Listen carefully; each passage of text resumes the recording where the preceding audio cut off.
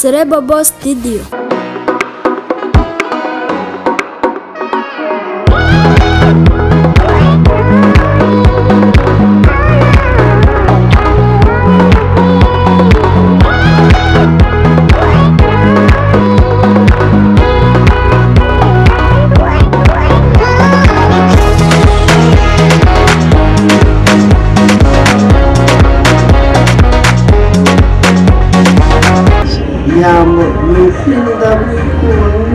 ndagukunda ubyoni ahubwo nahuye n'ibintu binkura ku rukundo nta rukundo bafite nta rwo pe baretse guta umwanya wawe uwo mwanya ukajya kuwuteramo ibijumba cyangwa ibigori nzakubakira nzagutuza ku ruyenzi nzagushimisha nzakugurira imodoka ewan buri kimwe cyose nta kintu uzambura bro wa honest njya nta rukundo nyifite nta nubwo nyine n'ikiganiro n'iki na kimwe ariko cyerekeye ku rukundo nyambo nanjye ntabwo niyemera buriya ibyinshi nkora nabyigiye kuri wowe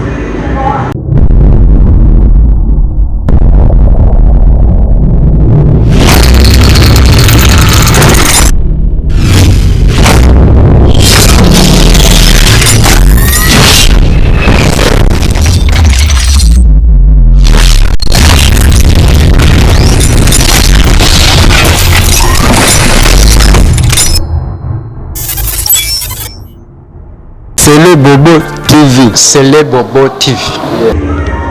Yes, reka nongere mbasubize mwese mwebwe mudahoma kudukurikirana hano kuri CELEBOBO TV. Njye muri kuvugana nawe ni CELEBOBO. Rero hari umusore muri kureba hano imbere, umusore mwiza cyane, umusore ukeye, umusore ufite udukoryo twinshi, umusore ufite utumanyeri twinshi. Rero hari inkuru ndi kubakorera, inkuru itangaje. Iyi nkuru rero ni y'umusore, uyu musore akaba yarihebeye cyangwa se yarakunze cyane, bigenda bigaragara kuri social media cyangwa se ku mbuga nkoranyambaga zitandukanye, bivuga ko uyu musore yaba akunda umukinnyikazi wa filimi cyangwa se watangiye akina komedi uzwi nka Miss Nyambo. Naje kwegera rero uyu musore nubwo kumugera bitari byoroshye bitewe nuko uyu musore afite akazi kenshi, akunda kugenda akora ibintu byinshi bitandukanye. Muri kumureba gutya ko umusore mukunda rero ko atiyemera kandi atirata. Rero uyu musore naje kumenya ngo mubaze niba koko ibyo bintu numva ndi kumva muri social media ari ukuri. Musore bimeze bite? Urabanza wibwire abanyarwanda amazina yawe, n'ibyo bintu turi kumva niba ari byo koko, ariko ndabona wagize isoni, ko wagize isoni mani cyoroshye ibintu bwo wasite cyoroshye ibintu mani urabizi. Nyine ntabwo ndenze tu, ntabwo ndenze nk'uko abantu babibona, nuko wenda ariko babyumva cyangwa iki, ntabwo ndenze. Ndi umuntu uri aho, ndi umuntu woroheje, sibyo ko akenshi nyine ndi muri biboro byo kwamamaza biriya bansanzemo. uzajya ubijyana gusenga se? Ni ipantaro rero nayo niyo mbonye nyine ihangano twari iyo ngiyo. Umuntu byadana ngo waragafashe muri Infinix Maboz, njya mbyumva kandi njyana nabibona muri Infinix ngo kaje gufatwa. Mari ibyo bintu na Nyakse yarabibwije ubundi, yarambwiye ati mari ko ari kuvuga ngo urimo uragafata mari, njye nta n'ibyo mbona tu, ntabyo mbona gusa nyine so ni ibisanzwe, ndi umuntu usanzwe, ni Fred n'ibisanzwe bo bazi. Ubundi mu buzima busanzwe short life cyangwa se ubuzima bwa Fred ni umuntu kibuteye bute? Fred ni umuntu usanzwe, ni umuntu wavukiye mu karere ka Kamonyi, ahantu bita ku Ruyenzi. Yego. Ndi umusore, ndubatse, hari abantu benshi batazi kwivuga. Usanga umuntu aravuze ngo ndi umugabo ndubatse, mfite umugore n'abana batatu. Wakurikirana amakuru ugasanga byo marakodesha bro. Alright, yibaho cyane. Noneho rero rero nibaza niba umugore arenze abana ari ibyuma. Rero ndi umusore ndubatse tu. Yego, ibyo nibyo. Rero hari inkuru maze iminsi ndi kubona yaciye ibintu igenda icicikana. Bagiye nyibona ku ma WhatsApp bashare mu tuntu twa TikTok, ku ma Facebook, kuri Instagram, kuri Twitter, ku ma YouTube. bavuga yuko ngo ushobora kuba warihebeye umukinnyikazi wa filimi na komedi uzwi nka Miss Nyama. Ibyo bintu nibyo cyaba babeshya abantu. Mani ni kwa kundi umuntu avuga ngo nawe utwike inzu ubahishe umwotsi. Yego. Bro nyine turamu bebe umuntu bebe ushobora kuba yakundwa n'abantu bose. Yego. Kubera ko ibintu akora umuntu utamukunda sha reka ndabivuge muri iri jambo. Umuntu udakunda Miss Nyama bro sha nyina yabaroga. Ugavuze ngo warasaze waguye muri kore rero. We niba atanabizi ko mukunda sibyo ni uko wanjye agakino ariko niba atanabizi ko mukunda akanya bimenye ndamukunda ngo warwaye ikidege ariko warwaye cyane ko bitakubera Nyamba. Shari bishoboka baba baramaye n'ibitabo. Kubera Nyamba. Sha ndamukunda uramubibe cyane nk'iyo mbonye video yasohotse kubera ko ibirimo inyigisho ziruma mani bro. Ngiye kukubaza ikibazo kimwe. Ubu ngubu ndibaza ko nawe ari kudukurikirana kuri ino video. Nyambara dukurikirana ndabizi. Bibaye ngombwa yuko abona iyi video akaba yatingiye yitewe no kureba umusore namwumvise kandi burya umuntu ukubwiye ko agukunda by'ukuri aba akubwiye ko agukunda. Nyambo akwemereye ko mubyara n'umwana. Ibyo bintu wabyakira ute?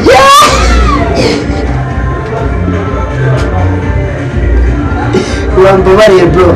Uretse no kunyemera ko tubyara n'umwana. Nyamba mbwiye ati ngwino unsure mu rugo urare w'icyumba cyawe sibyo ariko dufata akanya twicare muri salo tuganire umubwire ibyo ushaka. Nshobora no kwibagirwa najya kuryama nkaryama n'inkweto. Waryama n'inkweto kubera byose. Imana iramu bebe nyine arangoma tu. Arangoma cyane kandi cyane ntabwo nabonyesha. Arangoma n'umuntu adakomasha sinza cyangwa afite ikibazo. Njyewe ntabwo ndi kwibaza burya urukundo rugira ikintu ruba rushingiyeho. Ni iki cyatumye mbere na mbere uvuga ati njyewe numva Nyambo yaransajije. Mu bakobwa bose babaho kwisukumva Nyambo niwe wumva ubuzima bwawe bwose buri kuri Nyambo.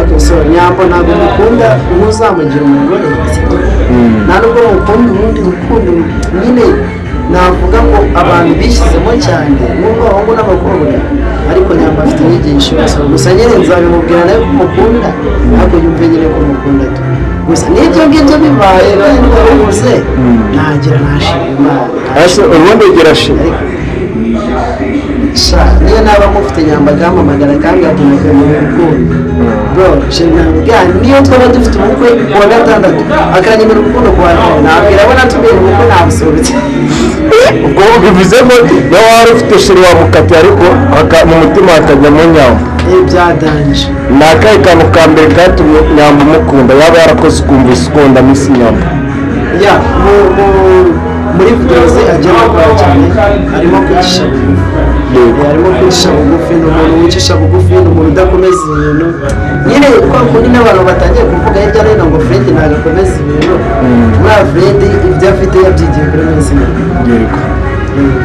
Fred njyewe bivuze ngo niwe rero modo wawe cyane kuvuga ko wamwigiye ibintu byinshi namwigiye ibintu byinshi kwicisha bugufi kumva ko utarenze kumva ko aho uri mugenzi wawe azahajya so ngira ngo abantu barimo kutwumva twumve neza kuba tuvuga ko ukunda Miss Nyambo tuvuga yuko hari ibindi umukundira bidasanzwe cyangwa se wumve ko bari gutekereza ibintu by'imico mibi wowe umukundira nk'uko ushobora kuba wabonye nk'aho ari umukobwa mwiza w'icyitegererezo cyatuma rero ushobora kuba wumvise yuko akuri iruhande bishobora kuba byaba byiza cyane bivuze ko rero kuba uvuga ko ukunda Miss Nyambo ni urukundo rusanzwe nk'uko abantu bashobora gukundana n'abandi bitewe n'uko umuntu hari icyo wamubonye ukumva umuhaye agaciro bivuze ko rero Nyambo ariyo mpamvu ushobora kuba umukunda simbyumva neza ushobora guhita usobanura niba ibyo mvuze ariko byaba bimeze ya uriya mubebe mani uriya mubebe ni mwiza ku isura mu buryo bugaragara neza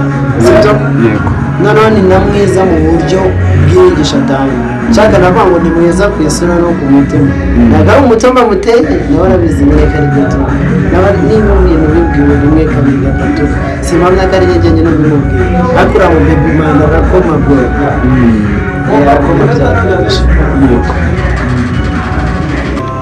Yes Fred none rero tugiye gusoza mu buzima busanzwe ubundi Fred yakora iki kugira ngo n'abatakuzi babe bakumenya ya Fred ni umuntu wamamaza wenda kwamamaza cyane ku ma TikTok